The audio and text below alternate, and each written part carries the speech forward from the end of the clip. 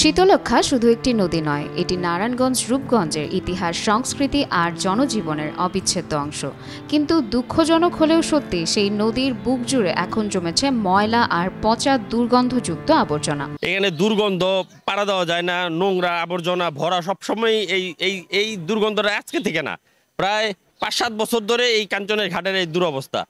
আসি নদীতে অনেক ময়লা ফেলানোর কারণে অনেক দুর্গন্ধ হয়, নদীতে কোনো মাছ থাকে না, আবার এতে দুর্গন্ধ মানুষকে অসুস্থ করে ফেলে। আবার তেনে লোক জনাইতে পারে না, 2 মিনিট বইতারি নাগা আমরা এই ময়লা লে গন্ধ বইতারি না, 2 মিনিট যে বোয়ামু এই ব্যবস্থা আঙ্গ নাই গা। আমগো গন্ধ ভূমি অন্তত 50 জন মানুষের অসুখ হয়েছে এই ময়লার লেগা। যে একটা কষ্ট ভোগ করতেছি এই গ্রামে, আমগো অসুখ বিসুখ বিভিন্ন রোগ জীবাণু লাগিয়েছে। তারপরে দীর্ঘ আমলের আমলে আমরা অনেক করছি, কোনো পাই নাই, সারা পাই নাই। আমাদের রূপগঞ্জ প্রতিনিধি রাসেল মাহমুদ সরেজমিনে গিয়ে জানিয়েছেন, রূপগঞ্জের ঐতিহ্যবাহী কাঞ্চনবাজার ঘাটের পাশে গড়ে উঠেছে ময়লার বিশাল ভাগাড়।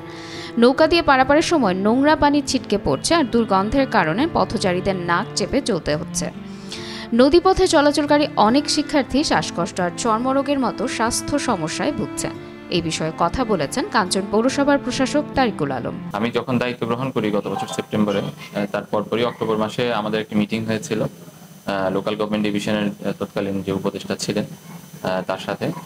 ওই সময় আমি স্যারদেরকে বলেছিলাম যে যেহেতু কাঞ্চন পৌরসভাটি একটি ঘনবসতিপূর্ণ এবং একটি ইন্ডাস্ট্রিয়াল এলাকা, এখানে ময়লা ফেলার কোনো আলাদা স্থান এখন পর্যন্ত এই যাবৎকালে, সেই 2002 সালে কাঞ্চন পৌরসভা প্রতিষ্ঠিত হয়, এখন পর্যন্ত নির্ধারণ করা সম্ভব হয়নি।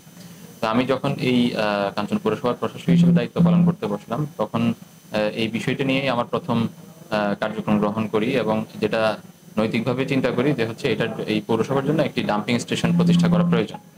সেই বিষয়ে আমি আমাদের যিনি উপদেষ্টা স্যার ছিলেন তার সাথেও কথা বলেছি এবং তারা আমাদেরকে যেটা আশ্বস্ত করেছেন, যদি কোনো জায়গা বা স্থান নির্ধারণ করা যায় তাহলে এখানে একটি রিসাইক্লিং ডাম্পিং স্টেশন প্রতিষ্ঠা করার জন্য লোকাল গভর্নমেন্ট ডিভিশন থেকে একটি বরাদ্দের জন্য তারা ব্যবস্থা করতে হয়তো পারবে। বিশেষজ্ঞরা বলছেন, এমন দূষণ অব্যাহত থাকলে অচিরেই ময়লার ভাগাড়ে বিলীন হবে শীতলক্ষ্যা।